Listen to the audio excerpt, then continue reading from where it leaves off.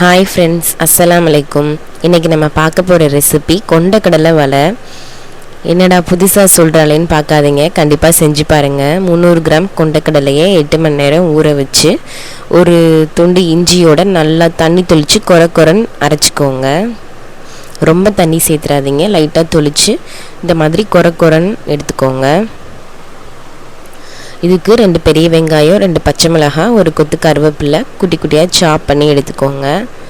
இதையும் அந்த மாவோட நம்ம ஆட் பண்ணி இதுக்கு தேவையான அளவு உப்பு, ஒரு 1/2 டீஸ்பூன் சோம்பு ஆட் பண்ணிக்கோங்க. ஆட் பண்ணி மிக்ஸ் பண்ணி ஒரு 10 to 15 மினிட்ஸ் ஃப்ரிட்ஜில் வச்சுக்கோங்க. ஏன்னா நல்லா இறுகிறதுக்கு நல்லாயிருக்கும், ஓரளவுக்கு இறுகிரும். அதுக்கப்புறம் நம்ம இந்த மாதிரி வடை ஷேப்க்கு நம்ம தட்டி ரெடி பண்ணி நல்லா ஹீட்டான ஆயிலில் போட்டுடுங்க. கண்டிப்பாக உதிரவே செய்யாது, புதுசாக இருக்கும், புது டேஸ்ட்டாக இருக்கும். கண்டிப்பாக ட்ரை பண்ணி பாருங்கள். நானுமே ஃபஸ்ட் டைம் இதை ரெடி பண்ணேன், நல்லா இருந்துச்சு. வீட்டில் என் ஹஸ்பண்ட்லேருந்து குழந்தைங்க எல்லாருமே நல்லா விரும்பி சாப்பிட்டாங்க. சாயந்தரம் நல்லா மழை பெஞ்சிகிட்டு இருந்துச்சு, சூடாக வடை டீலாம் போட்டு சூப்பராக சாப்பிட்டாச்சு. கண்டிப்பாக நீங்களும் உங்கள் வீட்டில் இந்த வடையை ட்ரை பண்ணி பாருங்கள். ரொம்பவே ஈஸியாக சிம்பிளான ஒரு ஈவினிங் ஸ்நாக்ஸ் தான். கண்டிப்பாக ட்ரை பண்ணி பாருங்கள், ரொம்ப டேஸ்ட்டாக இருக்கும். தேங்க்ஸ் ஃபார் வாட்சிங்.